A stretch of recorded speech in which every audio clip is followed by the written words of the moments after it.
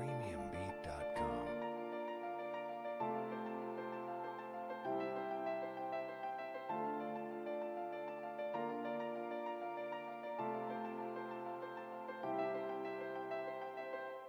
PremiumBeat.com.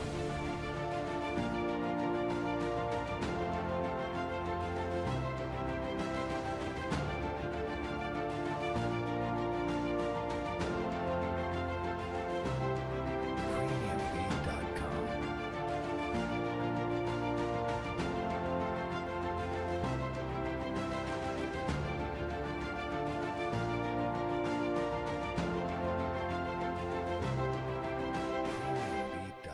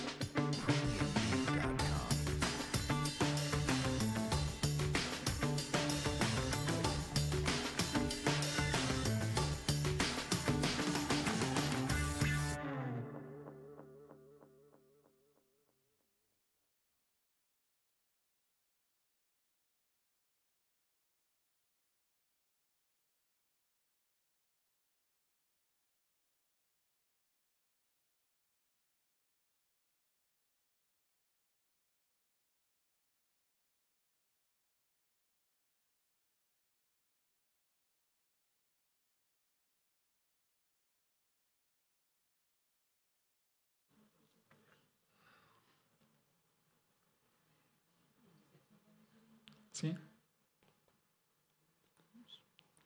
Boa tarde a todas e a todos. Bem-vindos à segunda sessão do ciclo de webinars ADC à Conversa com.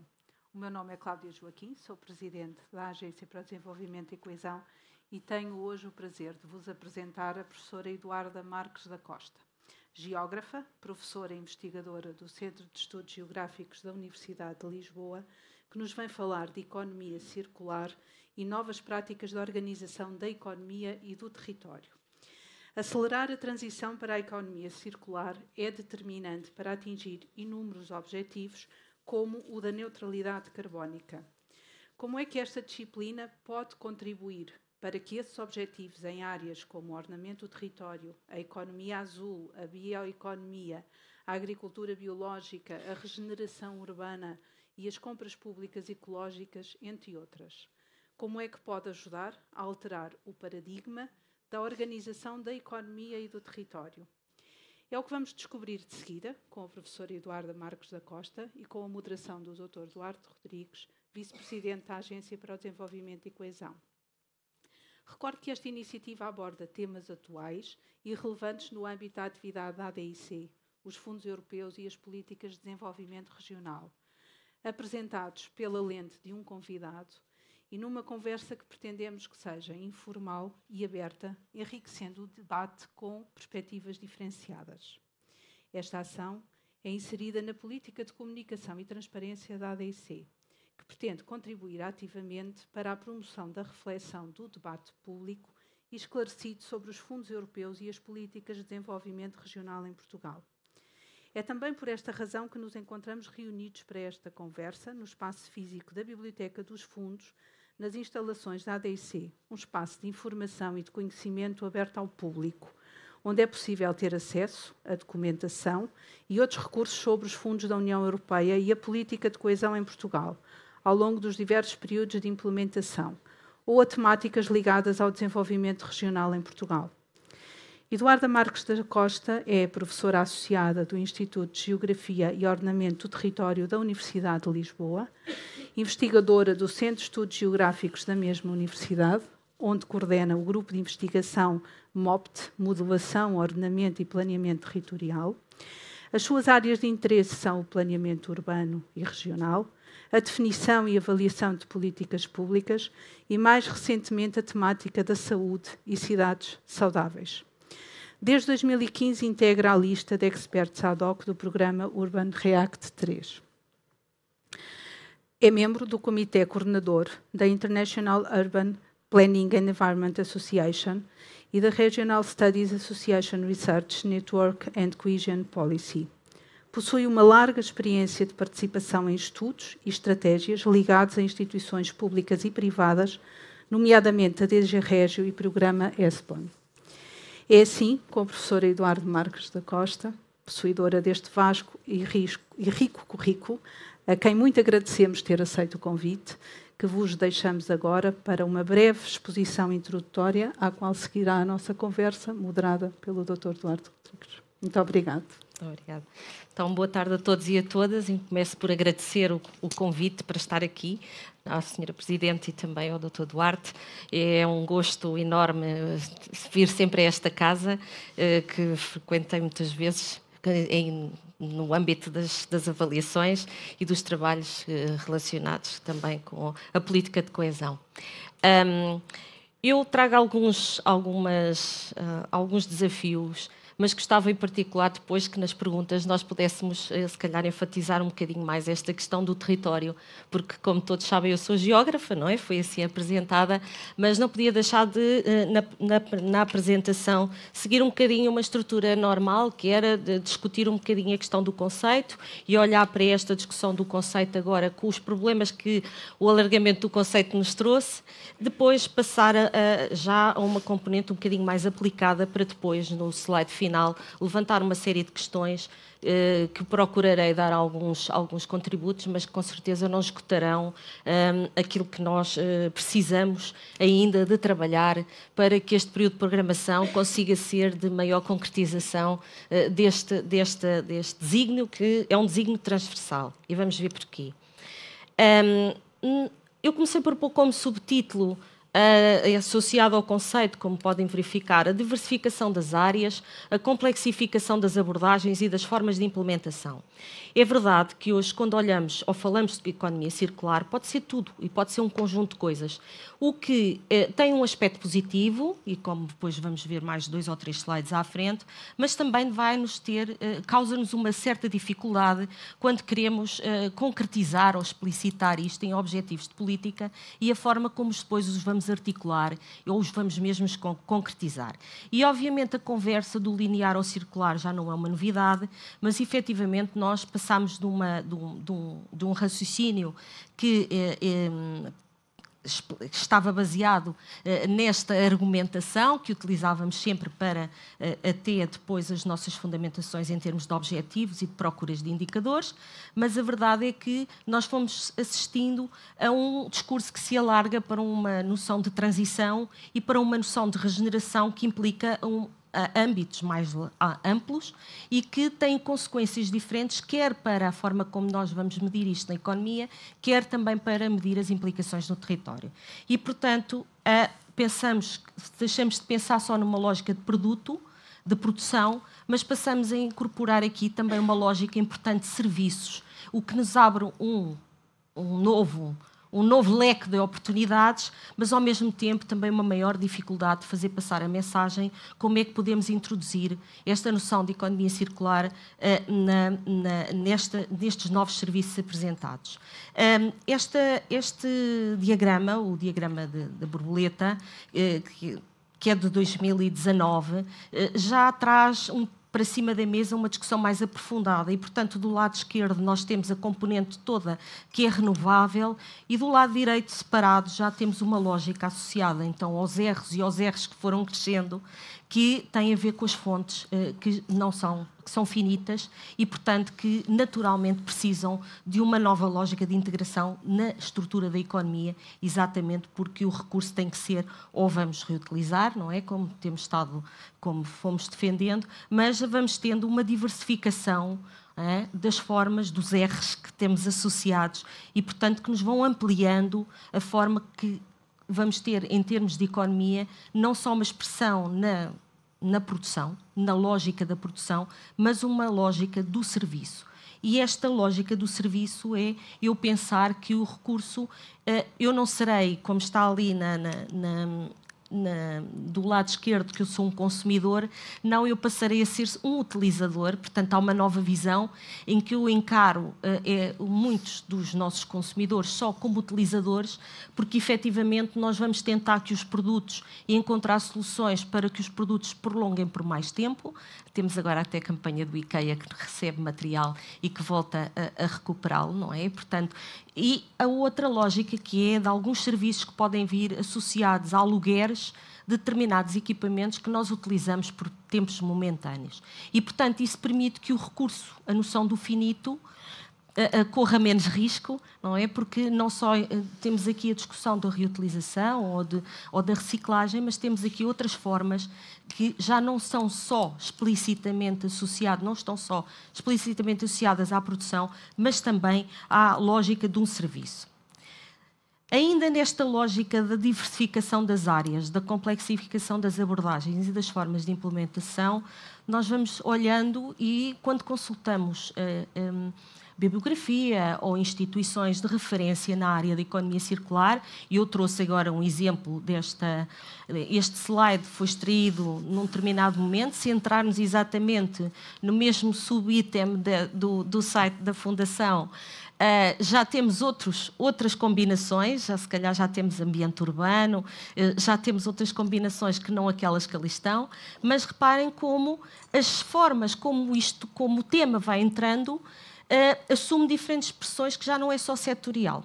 E, portanto, temos a questão da alimentação, mas que vai ter muita importância com a relação com o uso do solo e com as formas de ocupação, com as bacias regionais e com as formas de ocupação do solo, que também é uma alternativa, por exemplo, se pensarmos naquilo que é a dimensão da cidade, mas depois o foco aqui da cidade está associado à mobilidade, está associado às transformações no ambiente urbano, à questão da construção, mas também não se vai descolar daquilo que está como depois a governança, ou se olharmos para uma perspectiva de um setor emergente hoje que é o do vestuário, e depois temos subtópicos que são mais clássicos, como a questão do design, que é um elemento muito importante para a incorporação de valor aos novos produtos ou aos velhos produtos que nós reconfiguramos e que, portanto, é um domínio muito importante associado à produção, mas também ao serviço, porque ele em si já constitui hoje um serviço, como vai demonstrar,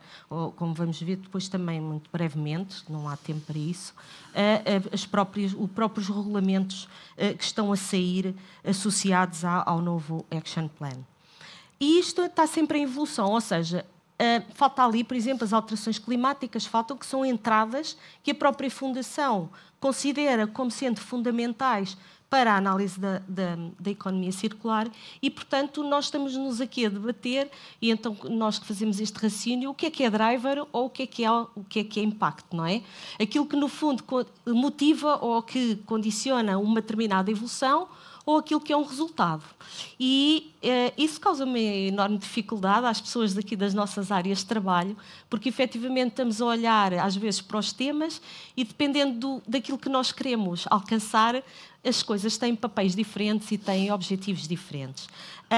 A própria a Covid-19, a pandemia, também trouxe aqui um repensar de alguns novos setores. Esta afirmação ou de um setor que era emergente, por exemplo, a questão da moda, do vestuário, da reciclagem do vestuário, da reutilização, é um exemplo como termos tido menos, entre aspas, menos consumo, menos necessidade de consumo, foi possível viver com menor necessidade de consumo e, portanto, também é possível provar que, afinal, isto pode ser incorporado na estrutura da economia. E o mesmo se passa com a questão da mobilidade ou até do próprio ambiente urbano.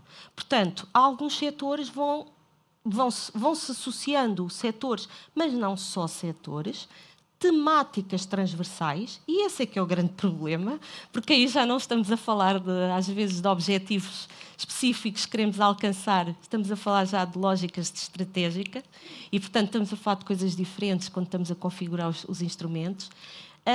Mas depois há alguns que foram emergindo e afirmam consoante os contextos. E, obviamente, também não podemos estar à espera que as respostas sejam todas iguais, porque os territórios têm especificidades. E, portanto, isso ainda é outra nuance neste desenho da política e com a incorporação do conceito, mas também daquilo que são os objetivos e os outputs que pretendemos obter.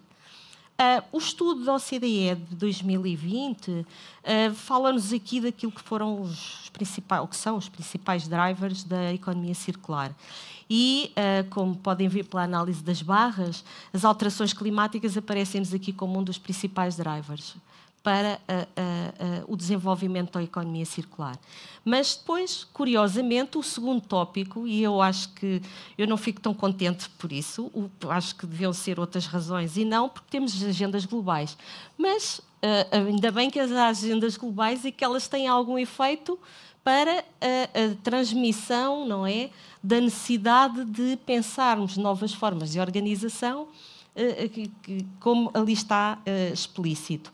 Temos depois, se calhar com menos grande relevância, mas com uma relevância assinalável, também o papel das iniciativas da sociedade civil. E, portanto, aqui estamos a ver que, como driver, também temos não as agendas que vêm de cima para baixo, mas temos aqui alguns elementos que são, ao contrário, são de bottom-up e que também nos mostram como é importante este trabalho de incorporação daquilo que emergiu e acho que a pandemia demonstrou isso. Nós tivemos, hoje podemos dizer que se encaixam algumas são iniciativas de economia circular, o reaproveitamento da alimentação e a sua distribuição numa agenda social, não é? Que foram iniciativas que vieram foram iniciativas bottom-up e que podem e que são de reproduzirmos. Mas não posso deixar de ter aqui uma observação como a urbanização e as alterações demográficas, que nós sempre valorizamos como drivers importantíssimos, neste inquérito que foi dirigido a um conjunto de cidades, não aparece como dos drivers mais importantes para o desenvolvimento da economia circular pelas cidades e regiões que foram inquiridas. Quando pensamos em problemas ou gaps, o inquérito também nos traz algumas sistematizações. E eu vou retomar estas sistematizações um pouco mais à frente, quando demonstrar um exemplo de um trabalho que foi realizado no âmbito de um estágio. Mas vamos sistematizá-los aqui. O primeiro gap que é sempre apontado é o problema do financiamento e a escassez de recursos. Há um risco, não é? Também a questão do risco financeiro e, em muitos casos, há falta de escala ou de massa crítica para desenvolver alguns negócios. Exatamente porque, imaginando situações que nós tínhamos associadas à questão da alimentação, é preciso uma estrutura de organização muito forte. E eu lembro-me que já há muitos anos, o primeiro exemplo que vi foi em Amsterdão, com os cafés e a recolha das borras de café para serem transportadas por uns rickshaws que iam parar a uma antiga piscina que estava desativada no centro de Amsterdão e que passou a produzir cogumelos, uma coisa que hoje estamos completamente familiarizados com isso, mas não era. E, de facto, só com uma estrutura muito bem organizada para arranjar esta massa crítica da recolha diária é que se foi possível implementar o projeto e transformá-lo até num projeto de referência que hoje vemos reproduzido. Portanto, compreendemos que, de alguma maneira, seja uma limitação esta falta de massa crítica associada ao risco e à escassez de recursos. O segundo elemento, e eu acho que este é muito relevante, é o quadro legislativo e regulamentar que às vezes está considerado, quando traduzi o documento, dizia inadequado, digamos que pode não ser a palavra completamente certa, mas de alguma forma este quadro regulamentar ou legislativo desajustado e nem sempre está concertado entre os diferentes níveis. E, portanto, há uma grande dificuldade os vários agentes em entender este quadro regulamentar e o que é possível fazer, como depois, saltando do segundo legislativo para o conhecimento, percebemos que, juntando estas duas coisas, existe uma debilidade de alguma informação de como é que operacionalizamos estas coisas. Portanto, o outro ponto é um ponto político, aponta-se uma falta de visão holística, apesar de nós falarmos e temos muitos esquemas bastante simpáticos a explicar a economia circular, a visão holística que está aqui a ser referida, eu acho que ultrapassa isso. É uma visão holística que procura integrar as várias formas de governança também e as várias formas de nós chegarmos aos diferentes setores e ao território. É nesse sentido que eu acho que a visão holística está em falta ainda, temos de trabalhar um pouco mais. E depois, também, algumas limitações em termos de recursos humanos que saibam trabalhar com esta nova lógica e algumas capacidades técnicas também que permitam sair da visão linear para a visão em circular ou com as novas cadeias de valor. Bom, muito rapidamente, porque isto não é novidade para a maior parte deste público e por isso também não iria debruçar muito tempo, só queria aqui sublinhar dois aspectos, que é, neste momento, não é, os nossos períodos o nosso período de programação tem um quadro definido, não é? E, portanto, nós temos agora o nosso desafio agora é exatamente conseguir ser mais eficaz do que num período anterior em que tivemos que fazer um esforço de ajustamento de coisas que já estavam desenhadas com uma lógica e que, entretanto, nos aparece uma agenda pelo meio. Neste caso, não é, já temos a agenda já está presente, já tivemos alguma capacidade de assimilação dessa agenda e, portanto, ela está vertida também já na lógica de definição dos nossos instrumentos. Vamos ter outro tipo de problemas, não é? Que se calhar é esses que eu guardaria mais depois para o último slide, para a discussão. Portanto, o primeiro ponto é esse, é esta nota. O segundo ponto é que temos vindo a assistir a um refinamento de inclusão de novas cadeias de valor. Ou seja, ainda não assimilámos, e é isto que é importante, como é que funcionam algumas cadeias de valor que já estavam tradicionalmente mais difundidas, e vamos tendo novas. E, portanto, isto é importante conseguirmos acompanhar este processo, no sentido também depois de favorecer a passagem de conhecimento e o estímulo para estas novas cadeias de valor por parte de quem deverá implementar então a economia circular, ou seja, dos nossos agentes que devem estar no território. Eu trago 2 exemplos e peço desculpa aos representantes das regiões que não estão, que eu não vou referir, com certeza que têm também exemplos de circularidade, mas trago aqui 2 perspectivas. Uma foi um estágio que foi desenvolvido na CCDR de Lisboa e Val do Tejo, sob a orientação do Dr. Nuno Bento, por minha orientação do Dr. Nuno Bento e a doutora Helena, e que teve como preocupação, e foi desenvolvido em plena pandemia, demorou muito tempo, foi muito complicado, com todos estes obstáculos que especialmente o primeiro ano nos trouxe, em que se procurou chegar junto às autarquias e compreender o seu entendimento, primeiro sobre o conceito e depois as suas grandes dificuldades. E cruzou-se esta informação que foi obtida por inquérito, com muita dificuldade, com o outro exercício, que foi um exercício que, parecendo fácil, quem tem trabalhado com os indicadores sabe da sua enorme dificuldade, que é, nós temos indicadores que funcionam para uma escala, não funcionam para a outra, e quando queremos ter abordagens multiescalares, nunca temos o mesmo tipo de informação e temos uma enorme dificuldade depois em passar à medição do fenómeno, ou pelo menos ao diagnóstico do fenómeno. Eu já nem quero tanto ir tão além, às vezes mesmo só o diagnóstico do fenómeno. Portanto, esta matriz está construída com 2 eixos.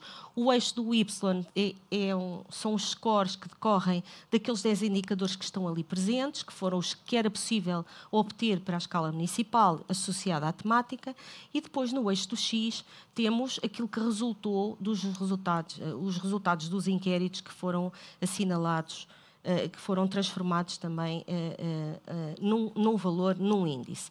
E, portanto, temos ali os valores médios a cruzar e, digamos que numa situação a verde temos os municípios que conseguiram ter um melhor posicionamento, e na situação a amarelo são os que têm, apesar de tudo, algum bom posicionamento relativamente aos indicadores, mas menos capacidade ou menos proatividade em termos de implementação das suas estratégias próprias da circularidade.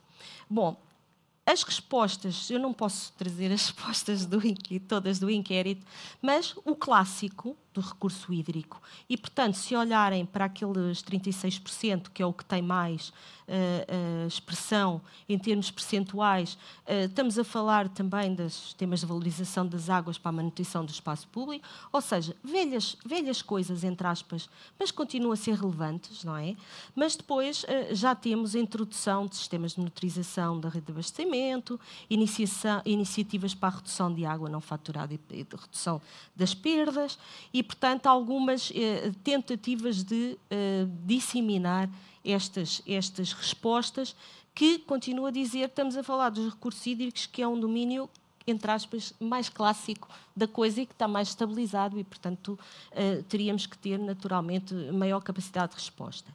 Depois, quando passamos para outras áreas que envolvam, então, as cidades e o ambiente urbano, como é que podemos utilizar a reabilitação, a construção sustentável, as respostas já não são da mesma forma, têm menor diversidade, mas ainda assentam muito numa lógica de incentivo fiscal, ou ainda em alterações regulamentares, também como ali está expresso.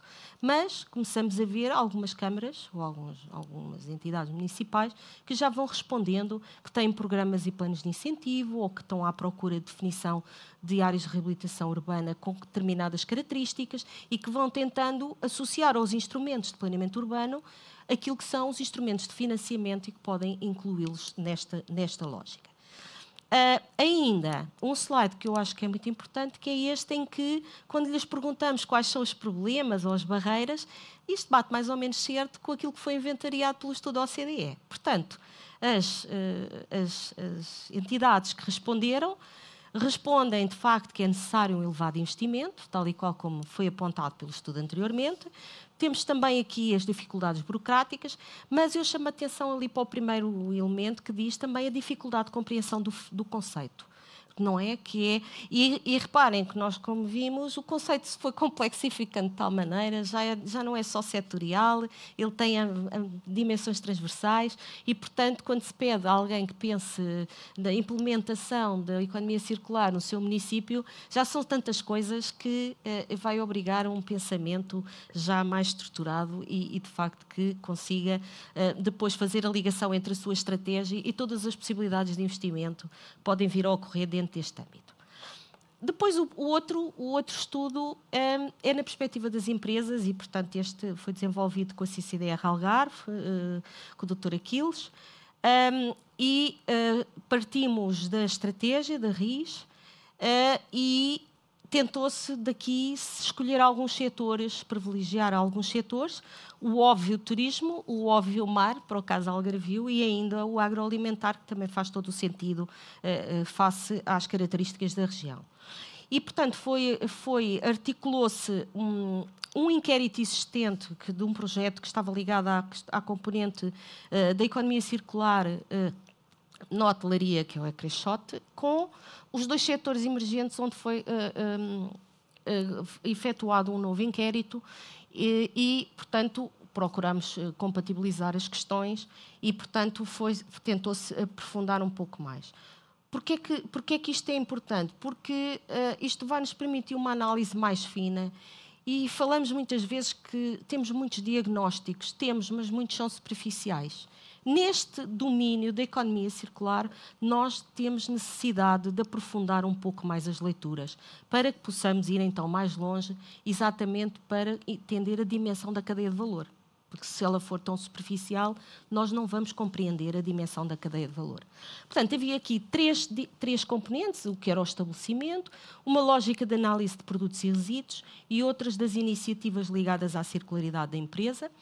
Naturalmente, também não há aqui muito tempo para aprofundar, mas os gráficos representam os principais resíduos produzidos pelos três setores, agroalimentar, mar e turismo.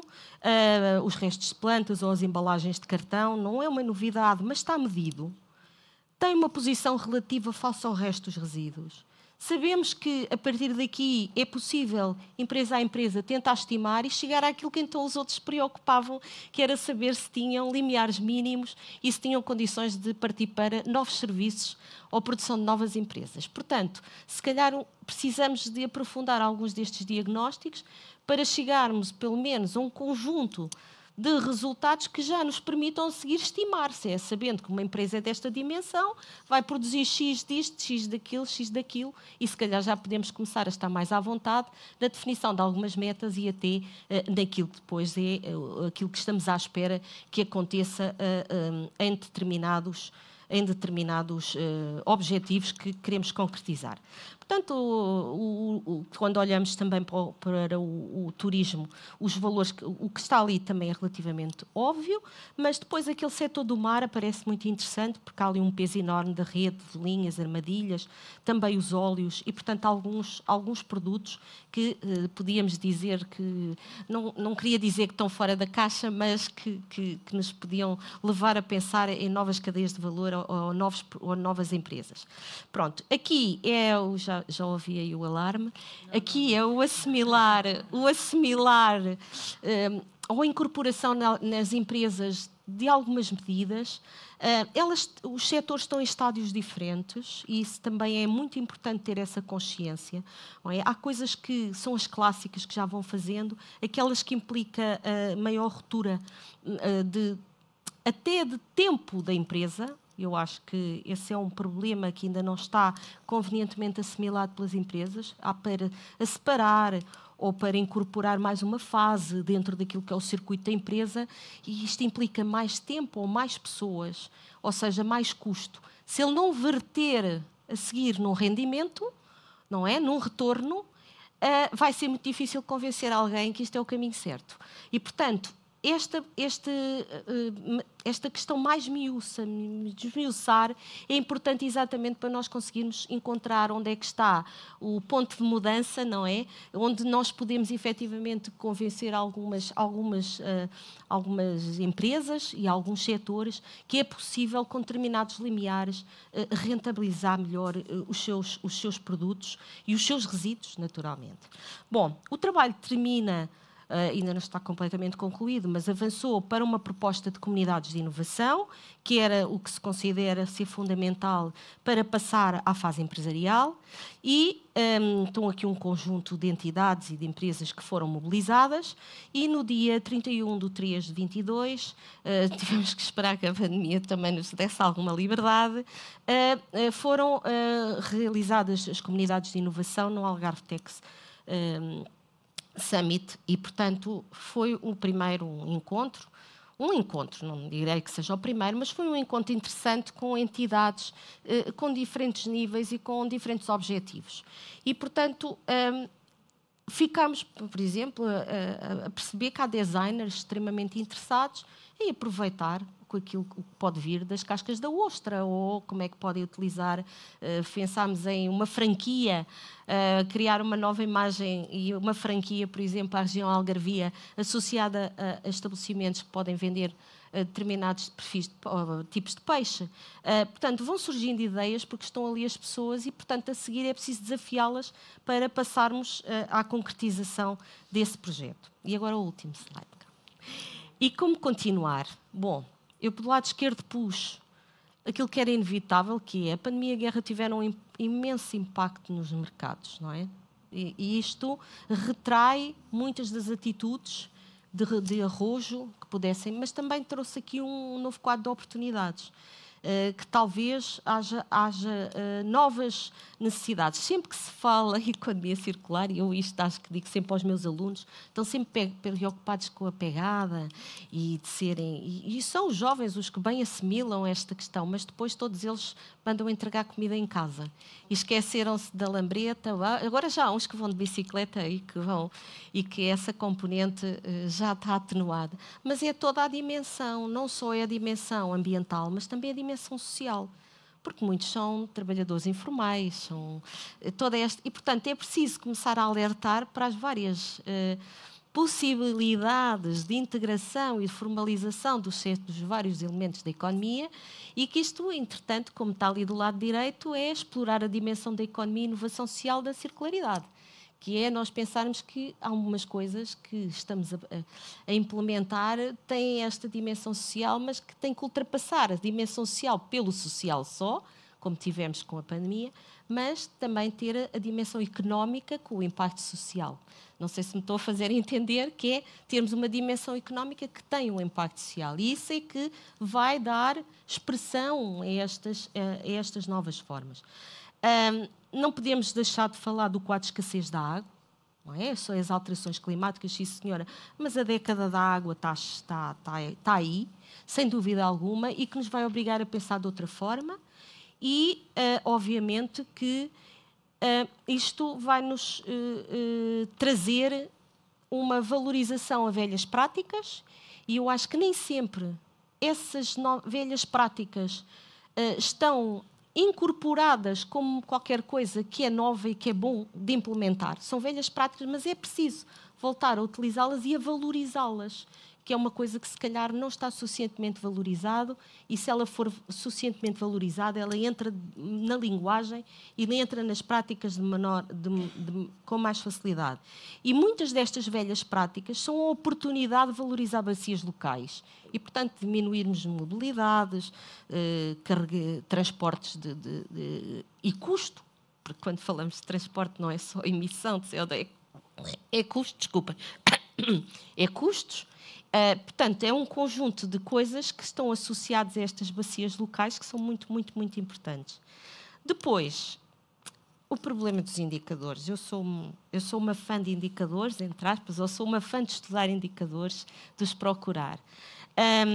Nós precisamos de pensar aqui, e por isso é que fiz questão de salientar o refinamento dos diagnósticos. E há aqui, eu vou só aqui passar à frente, que é o ponto não sei se ali se consegue ver melhor, eu aqui sem óculos não vejo grande coisa, mas queria-vos também mostrar um exercício que foi desenvolvido também noutro estágio na CCDR de Lisboa, também orientado pela doutora Helena e pelo doutor arquiteto Nuno Bento, pelo professor Mário Vale e por mim, e que fizemos um exercício que começa a ser um exercício muito difícil, que é tentarmos passar das estratégias que têm os setores para uma operacionalização desta estratégia. Ou seja, quando estou a falar na Ris3 Centro, ou só Algarve, ou Lisboa, ou Alentejo, e tenho o setor de turismo, eu tenho coisas diferentes lá dentro, cada uma delas. E, mais ainda, eu preciso depois de as concretizar, de as otimizar, de as concretizar, porque se eu a seguir quero determinar objetivos e quero articular a estratégia com um programa operacional e conseguir a sua implementação e a sua operacionalização, mais ainda este exercício é importante.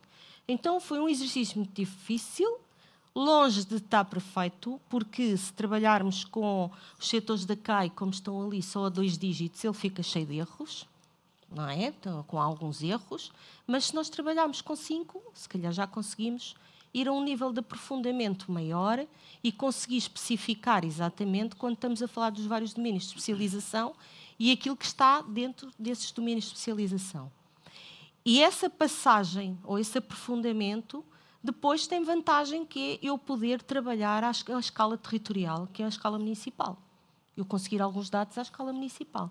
E eu passar a olhar no fundo, para a mudança na estrutura da economia e para a mudança da estrutura do território, também, à escala municipal. Porque não é o indicador perfeito utilizar só o emprego às empresas, mas eu tive um professor que, eu se calhar vou dizer assim uma coisa um bocadinho estranha, tive um professor chamado Diogo Abreu, uma referência que dizia, olha, é melhor ter mau hálito que não ter hálito nenhum, porque não ter hálito é estar morto. Portanto, é melhor eu ter 2 ou 3 indicadores que eu sei que não são os perfeitos, mas ter uma abordagem e pelo menos eu poder ter uma leitura multiescalar. Está-nos a faltar também essa capacidade de ter essa leitura multiescalar. E, espera só um bocadinho, que eu ainda volto aqui atrás, e isso, portanto, obriga-nos a pensar a forma como é que verdadeiramente vamos articular as estratégias e os programas, dando-lhe uma dimensão operativa, efetivamente, sabendo que esta economia circular agora já não é mais um setor, é uma coisa que entra assim, não é? Está a entrar nas várias dimensões e que ainda obriga um exercício de cruzamento maior. E, portanto, deixo este desafio. Eu sou uma das que gosta depois de ir fazendo ensaios e experimentações e obrigada pela vossa atenção. Obrigado, Eduarda. Passamos então esta conversa, no sentido literal do termo. Este tema é de uma complexidade grande e está um bocadinho naquela moda recente das políticas públicas que brincamos dizendo que todos querem ser horizontais, todos querem ser transversais. E a gestão setorial é antiga, mas é bastante mais fácil do ponto de vista de governance. Exatamente. Mas eu começava a conversa exatamente por aí. Já vou à questão do território, porque o território introduz aqui uma complexidade adicional, mas provavelmente permite resolver alguns casos. Mas e ainda a questão setorial? Utilizando aqui algumas expressões, a circularidade setorial ou a circularidade holística. Na circularidade setorial nós temos coisas, a Eduarda referia isso, mais conhecidas, como a gestão da água, seja ela em domínio público ou em domínio privado, mas colocando no domínio privado a questão é quais são os drivers da mudança do ponto de vista empresarial que hoje podem levar as empresas a olhar para isto, a dar outro valor à circularidade, e estou ainda numa ótica muito setorial. O que é que faz uma empresa, o que é que faz um determinado setor, a partir daquela experiência do Algarve, o que é que motiva o tecido empresarial, que na prática tem que se motivar por valorização económica de resíduos, por poupanças nas cadeias de produção. O que é que os motiva neste momento, ou quais são os drivers que os podem motivar? Nós temos, do ponto de vista da agenda pública, agendas de circularidade setoriais, no PRR, temos desafios enormes, mas o que é que os pode motivar da vossa experiência, do vosso contacto? São padrões de consumo diferentes, são ganhos económicos a curto prazo, o que é que os pode motivar nesta matéria? Eu acho que a resposta mais imediata é a redução do custo das despesas. E acho que essa é aquela que acolhe... Esse é o principal driver. É o principal driver, não é? Pronto. E, portanto, isso não foi só nestes inquéritos do Algarve, também um outro trabalho que vamos não apresentar aqui, não havia tempo, que foi feito com um inquérito às empresas, também a perguntar quais eram as suas principais iniciativas para tentar introduzir a circularidade. E uma das respostas que mais se salientou foi tentar reduzir o consumo da água ou reutilizar a água. Portanto, esse é o driver, de facto, da redução do custo da despesa, não é? É um driver importante. Não é? Só que, imaginando que estamos com um setor como é o da hotelaria e da restauração, esse driver existe. Pode, sobretudo na hotelaria, pode ser implementado com maior sucesso estas estratégias de reutilização, mas se passarmos para a restauração já é um bocadinho mais difícil. E em áreas, e não é preciso ir só ao Algarve, não é? Lisboa já está outra vez no mesmo delírio de há 3 anos ou 4, que é um delírio positivo, porque é um delírio que gera emprego, é um delírio que gera atividade, mas já estamos... Ui, ele está aqui. que é, no fundo, se temos mais dinâmica económica, também temos mais consumo de água, não é? Porque ela está aqui a arrastar, uma coisa está a arrastar a outra. Portanto, tentando não confundir muito a resposta, eu acho que driver é reduzir o custo. Não é igual para os setores todos, nem para todos os territórios, porque os perfis também são diferentes e as necessidades depois destes territórios também vão ser diferentes. Se calhar, num contexto de sol e mar, pode haver uns ajustes, mas num turismo urbano já é capaz de ser de outra forma que temos que encontrar a resposta para aumentar esta motivação, porque obviamente que a primeira motivação é dar o máximo conforto, é responder às exigências dos turistas, porque somos todos muito... Vamos lá dizer, somos todos muito ecológicos, mas quando vamos de férias ou vamos no fim de semana, queremos, não é, os nossos confortos e queremos as nossas exigências. E isso tem implicações na forma como as empresas também têm de responder. Portanto, driver sim, mas se calhar de formas diferentes e com intensidades diferentes, dependendo dos territórios. A água é claramente aquele onde é mais fácil pôr euros Exatamente. Em cima da água, ou sobre a água. Mas noutras indústrias, e eu estou a pensar não apenas no serviço, noutras indústrias, começa a ser relativamente complexo, mas um enorme desafio fazer isso. Aliás, basta ver estas agendas do PRR muito centradas nos têxteis, no calçado, nestas novas. O nosso tecido empresarial tem capacidade de o fazer de per si, ou aqui a colaboração é algo decisivo neste processo? Porque, basicamente, e volto um bocadinho novamente a pôr preço sobre isso, há sempre a solução de taxar os resíduos, porque a questão aqui é valorizar os resíduos e reutilizá-los. Essas políticas de taxação têm tido algum efeito comportamental? Eu não sou a favor da taxação do resíduo, de forma alguma, porque se eu estou a procurar que ele tenha alguma importância, seja reintroduzido, quer dizer, parece quase uma coisa meio bipolar, não é? Mas eu acho que há uma... Primeiro, o estudo da OCDE e os nossos inquéritos mostram a dificuldade de descodificar como é que eu faço isto. Pronto, claramente. E nós tivemos um período de programação em que isso nem sequer era um grande obstáculo. Pronto, estava menos claro. E agora não pode haver dúvidas, tem que ficar claro. Que é quais são as possibilidades que eu tenho para fazer isto. Associar-me, arriscar isto. Portanto, talvez investirmos um pouco numa construção de informação e de rede. Parece mais uma conversa básica de chacha, mas que efetivamente se calhar tem que passar por uma operacionalização. Aquelas comunidades de inovação serviram para as pessoas falarem e haver alguns que dizem, olha, eu tenho este resíduo, mas não sei a quem o entrego. Eu tenho esta possibilidade, há uma empresa que afinal já recolhe e muda o seu circuito e vai lá buscar. E, portanto, à medida que estes parceiros forem conversando ou se forem organizando, também vai passando este conhecimento e acaba por haver alguma transversalidade também setorial, não é? Que é aquela que também nós estamos à procura, não é? Essa transversalidade setorial. E, portanto, acho que se calhar desta vez, neste período, temos que trabalhar um bocadinho mais essa componente e as associações ou os NERs também têm que mudar um bocadinho a sua atitude, não é? Tem que se envolver mais neste processo de, entre aspas, formação, como é que estes processos podem ser bem-sucedidos e, portanto, acho que temos que abrir um bocadinho horizontes nesse sentido de trabalhar esta comunicação. Mas isto, e eu agora insisto outra vez com os diagnósticos, parece que estou a ser um bocadinho chata, mas eu acho que estes diagnósticos mais aprofundados vão-nos dar valores de referência para tentarmos mostrar às pessoas que há mínimos de viabilidade económica e que se eu tiver X quilos ou X toneladas articulado em rede, se arranjares mais 5 parceiros ou 7, tens isto e que se calhar já consegues meter uma candidatura. Portanto, mas sem os diagnósticos, e nós temos a plena consciência quais são os tipos de resíduos, as quantidades, consoante os territórios, não é?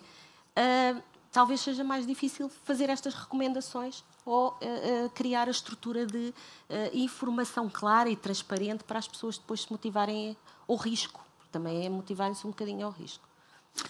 Isso permite-me fazer a ligação à questão do território e é bom saber que os estudos que aqui são usados são daqueles que são os nossos parceiros no dia-a-dia na rede das dinâmicas regionais e que certamente estão a ver isto são alguns das centenas de pessoas que estão a ver isto através do nosso webinar.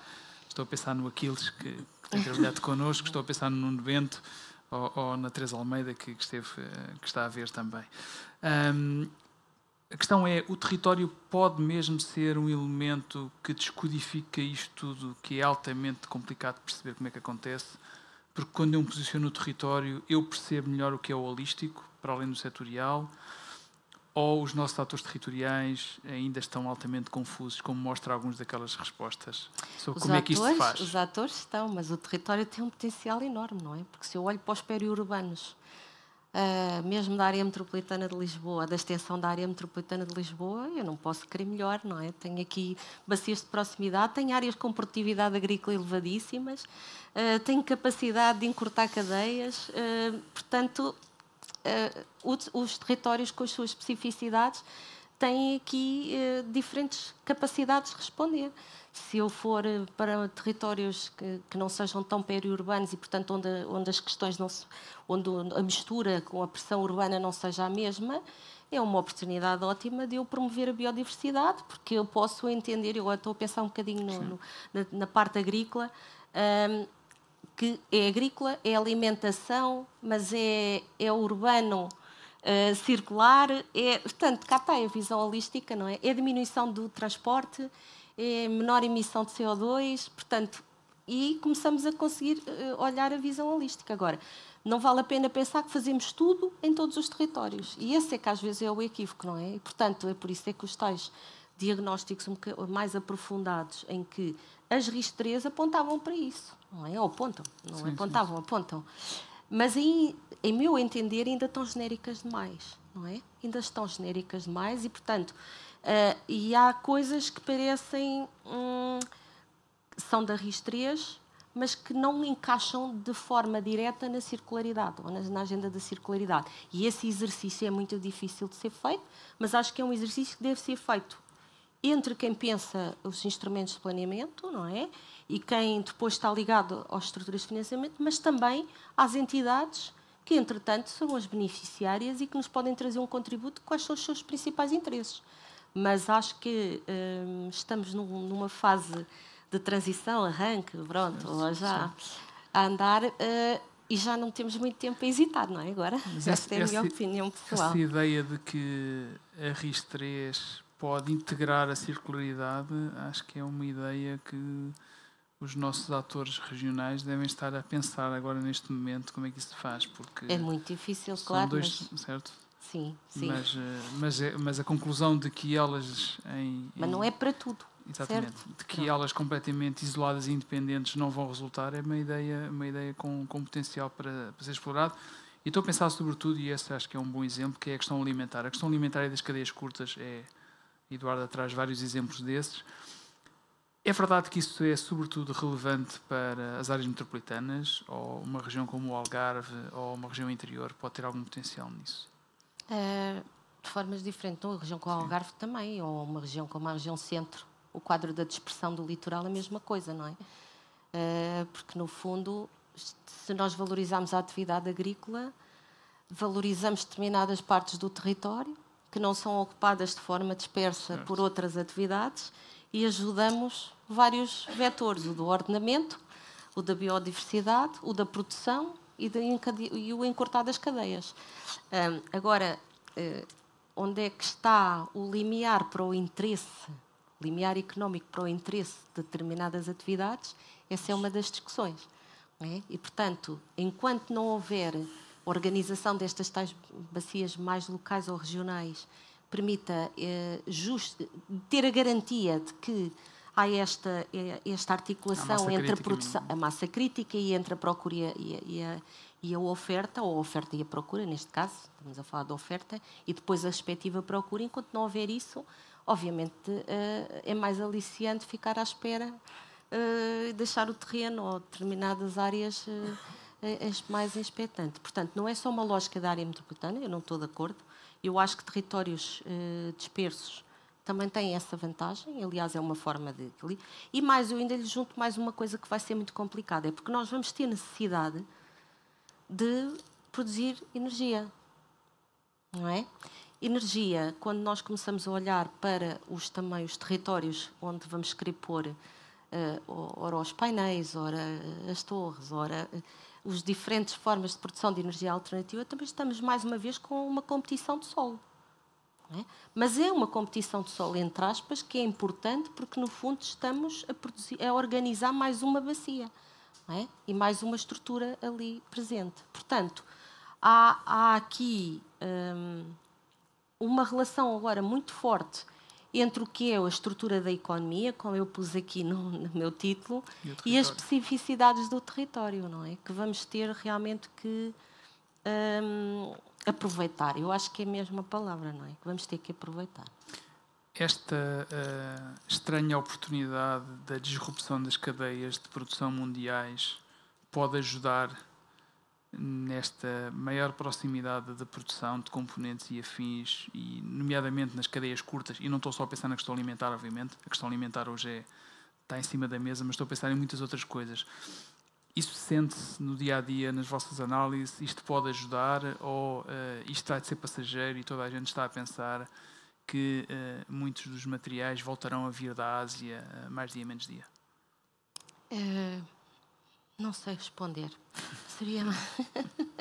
Mas porque estou a pensar no turista que está outra vez mortinho para sair e ir para praias que não são as nossas e para fazer mais ou menos a mesma coisa que faz nas nossas praias. Estou a pensar nesses, por exemplo.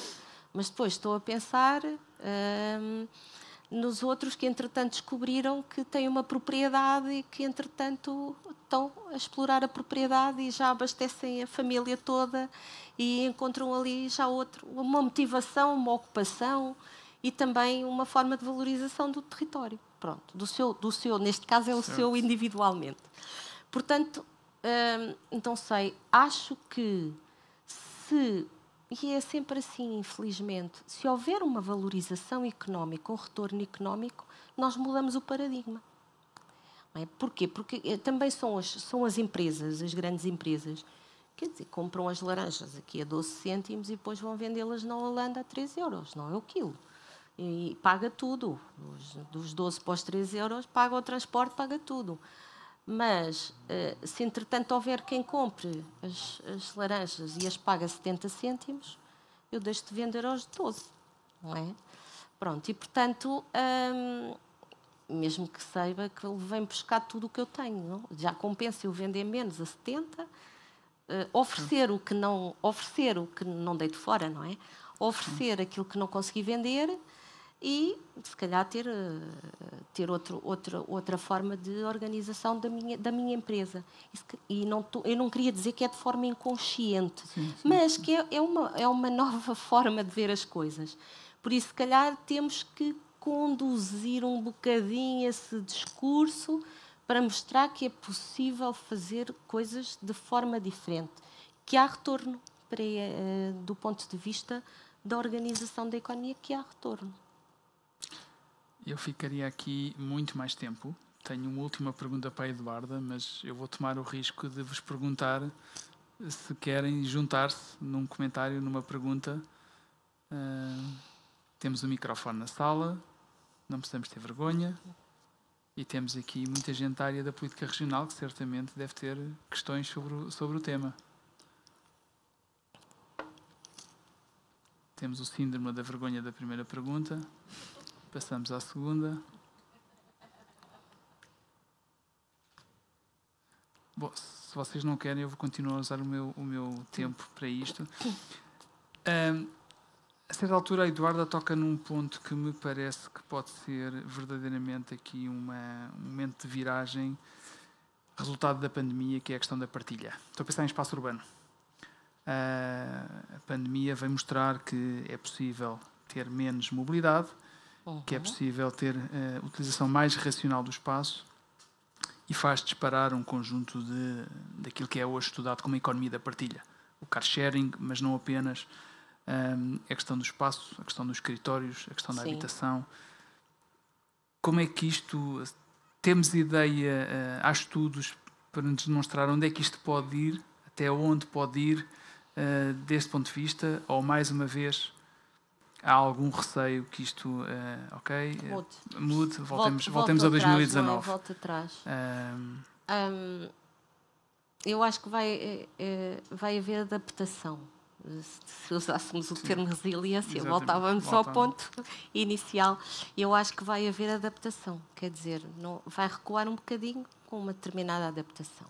E houve duas estudantes fizeram uns inquéritos sobre o teletrabalho e houve uma altura que estava tudo muito entusiasmado e achava que o teletrabalho ia ser a solução, que ia ser sempre assim. Inclusivamente, há alguns dados estranhos desse inquérito, mas depois também, quando nós olhamos para os valores das licenças de construção e a dinâmica de construção, percebemos que houve uma grande mudança de casas, as pessoas mudaram para territórios mais distantes, convencidas que possivelmente as suas vidas iriam mudar e que poderiam ter mais espaço, mais tempo e ter outra forma de organização. Não é a primeira vez que isto acontece. Já há uns anos atrás falávamos um bocadinho sobre isso e depois fomos verificando que aqueles que tinham possibilidades económicas fizeram o percurso ao contrário, tentaram se aproximar das cidades. Pronto. Portanto, se considerarmos que se calhar funcionamos por ciclos, alguns vão pela própria estrutura dos seus empregos ou das suas funções, vão conseguir manter um teletrabalho ou um teletrabalho parcial. O teletrabalho, esses já tinham antes, o teletrabalho parcial, não é? E depois há os outros que vão voltar a ter que estar a fazer as funções em proximidade. Ou seja, se pensarmos que muitos deles mudaram de casa para mais longe, para uma casa maior e que tiveram todos que ter mais outro carro, se calhar estamos outra vez a recuar. Eu não queria ser pessimista, mas quer dizer, tivemos aqui um momento de oportunidade, mas se calhar estamos a recuar 10 anos em termos de padrão de mobilidade. Ou seja, daquilo positivo que fomos ganhando. E isso agora é preciso um tempo. Estas estudantes, quando fizeram este inquérito, foi uma das coisas que as pessoas não iam trabalhar, mas iam levar os filhos à escola de carro. Portanto, há aqui uma ilusão, não é? De qual é que é o efeito. Para o indivíduo é uma coisa, mas para o coletivo o efeito não foi o que nós todos estávamos a considerar. Claro que ele tem mais tempo, faz a sua corrida, utiliza o espaço da proximidade, a cidade dos 15 minutos, etc. Mas depois ainda há aqui estas pequenas nuances que mostram que afinal não é bem assim, porque ele tem para levar o filho às atividades ou para estar num lugar mais isolado, volta a ter que utilizar o automóvel e volta, no fundo, a contrariar o padrão positivo que tínhamos atingido. Pronto. Recentemente também estamos com um estudante que está a estudar a cidade dos 15 minutos, tem um inquérito e estamos a voltar ao padrão normal. Pelo menos os inquéritos que temos agora, que é de um confronto com os outros que tínhamos de outubro, novembro de 2020, as pessoas estão lentamente a retomar as suas dinâmicas e os seus padrões normais. Se aprendemos, se calhar, alguma coisa com o processo, eu acho que sim, mas agora se nós não pusermos um bocadinho, uns lembretes, não sei como é que é de chamar isto em termos de políticas, mas se arranjarmos uns esquemas de uns lembretes ou uns incentivos ou umas cenouras para que as pessoas percebam que já tiveram o padrão anterior e agora estão a recuar em termos de padrão, se calhar perdemos mais uma vez as oportunidades, mas não queria ser pessimista também. Quem é que, do ponto de vista de políticas públicas no território, vai ser decisivo para dar esses lembretes e pôr esses incentivos? Tantos. Acho que isto não fica só nas mãos de uns, não é? Eu acho que é multiscalar e também multissetorial. Esta casa vai ter, com certeza, um papel importante, não é? Com a questão dos programas, mas as comissões de coordenação, as comunidades intermunicipais, porque depois os municípios já são um bocadinho... podem se agregar nesta lógica de comunidade intermunicipal. A comunidade intermunicipal, eu diria que se tivesse... críticas territorial. Eu diria que se quisesse fazer uma aposta positiva, ia por aí, porque as outras já estão mais ou menos rotinizadas, não é? Nesta visão. As comunidades, acho que lhes dava aqui uma responsabilidade crescida agora para termos um padrão mais sustentável para o território. Quando nós olhamos para o estudo da área metropolitana de Lisboa, há ali um padrão que não é... Pegando agora na questão das CIM. Exatamente. Quando nós olhamos para alguns daqueles municípios que têm uma dimensão reduzida, exatamente, eles estão posicionados com menos proatividade. Exatamente. Mas depois há outros com uma dimensão também reduzida que estão com mais proatividade. Sim. E são fisicamente próximos. A conclusão relativamente... Exato, ou seja, está relacionado com outros municípios vizinhos em que essa dinâmica o permita? Ou... porque esta questão territorial... É importante, mas também os atores também são, não é? Pronto. E os atores são muito importantes. Por isso, se houver uma entidade que os lidera e os mobilize e os ponha a trabalhar em grupo, se calhar funciona por contágio. Não parta só da iniciativa. Exatamente. Posso colocar? Sim. Boa tarde. Eu vou colocar uma questão em nome do Rui Inácio, que é o nosso diretor da Unidade Política Regional, que está em casa com Covid e, portanto... Teletrabalho. E, portanto, não pode aqui estar, mas está a acompanhar naturalmente. E, portanto, é um comentário barra questão, e vem aqui um bocadinho na sequência do que acabámos de ouvir na questão anterior. Portanto, diz ele que o que lhe parece relevante é perceber o papel da estruturação dos territórios em torno das cidades médias, com escala suficiente para levarem ao desenvolvimento de bacias de circularidade que amarrem os territórios envolventes, mas criem eficiência e eficácia suficientes que garantam a sustentabilidade destes processos. Qual o papel reservado aos centros urbanos do PNPOT e das CIMA, em última análise, para garantir essa amarração? Bom, o Rui sabe que a minha tese, doutoramento, era sobre cidades médias. E por isso é uma espécie de uma prenda. Nada, porque até a resposta é difícil. É muito importante. Eu relativamente eu sou uma... Quando olho para um instrumento, e se nós dizemos que tem que haver complementaridade e tem que haver policentrismo, eu gosto à séria de olhar para aquele território e verificar que ele é à séria policêntrico e que eu penso que ele vai ser policêntrico no sentido de complementarmos as funções. Portanto, acho que essa é a primeira etapa. Não pode ser depois eu falar em policentrismo e depois o que tenho é uma hierarquia urbana em que cada um se degladia por aquilo que tem mais população e quer mais isto ou quer mais aquilo. Portanto, acho que aí tem que haver uma primeira firmeza, que é implementarmos aquilo que discutimos desde 1997, quando começámos a discutir o EDEC, e depois, quando ele é publicado em 99, verdadeiramente uma lógica de policentrismo. Pronto. E se nós pensarmos implementar esta lógica verdadeiramente de policentrismo, eu acho que o resto vem, porque também o EDEC quando estamos aqui a falar destas bacias e desta articulação entre rural e urbano, não se esqueçam que um dos primeiros objetivos do EDEC era a parceria urbano-rural.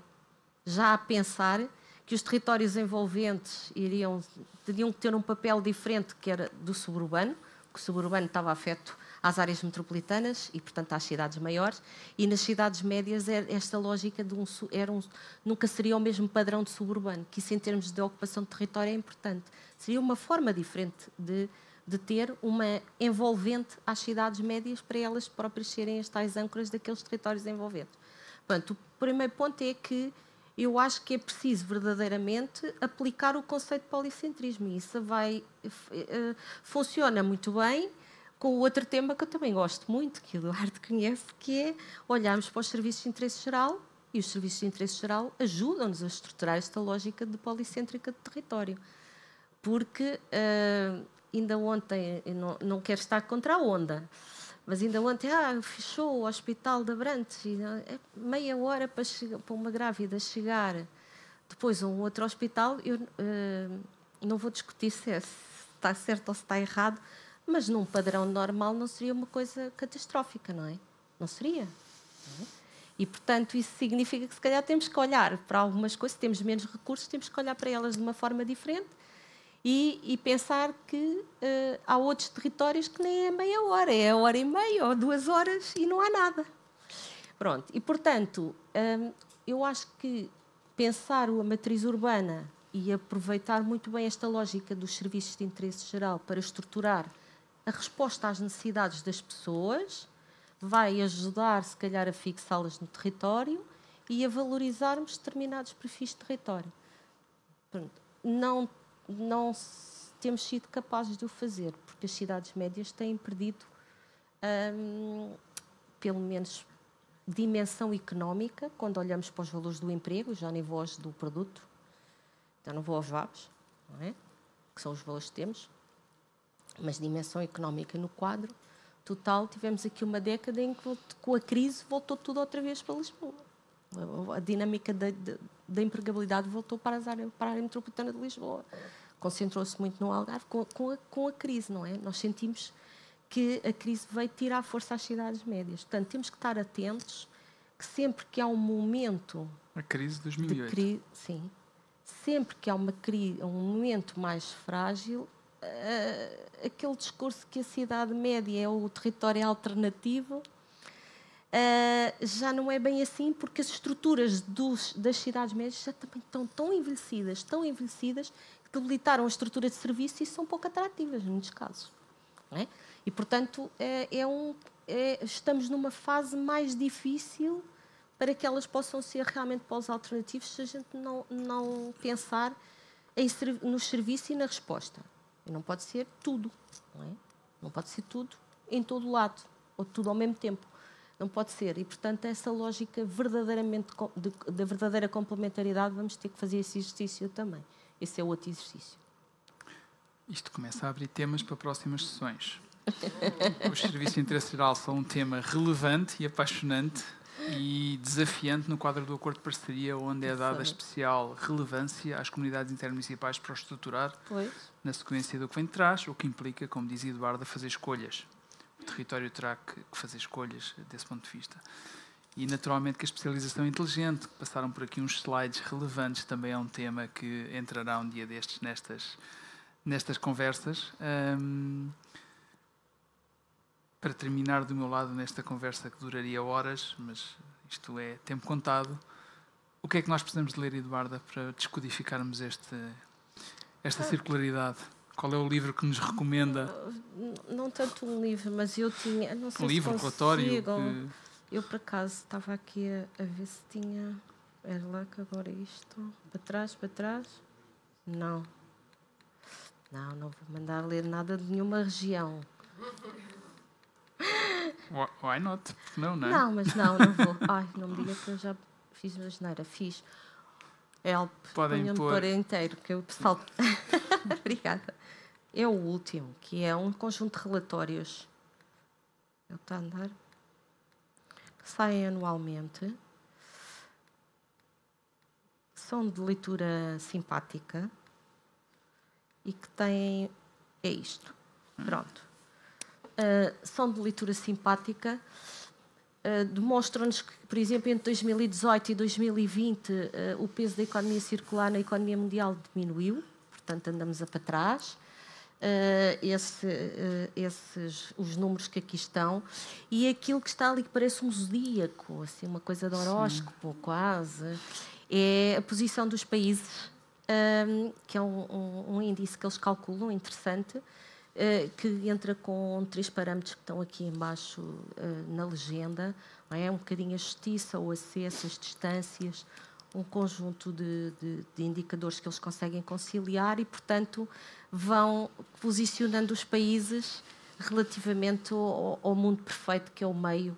E, portanto, é interessante, leitura leve, mas que pode-nos levar, pelo menos, a interpretar algumas posições relativas. Eu, com aquele número que não encaixa no mindset do que esperaríamos, estava quase pronto a começar a conversa, mas não o vou fazer e vou passar à Cláudia para fechar. Por isso é que o puxou aqui, ó, Duarte. Já percebi.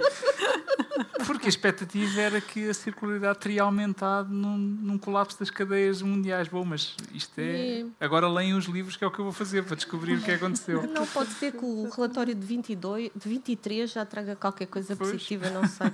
Porque os dados estão sempre desfasados 2 anos. Está bem. O relatório é 2020 e os dados são pré-Covid. Está sempre tudo desfasado, é sempre isso que a gente explica aos alunos e para nós próprios, que é para nos convencermos que afinal há uma explicação. Quando aparece na estatística é porque já aconteceu mesmo. É uma explicação para isto. Cláudia, contigo. Professor Eduardo Marques Costas, muito obrigado pela sua presença. Foi um prazer partilhar este conhecimento sobre o tema da economia circular. Obrigado a todos também que nos acompanharam e nós vamos voltar em setembro, considerando a época que se aproxima mais de férias e, portanto, deixo já o convite para acompanharem a agência no próximo webinar. Muito obrigado e boa tarde, mais uma vez. Obrigada eu pela vossa atenção e pelo convite. Foi um prazer. Obrigada.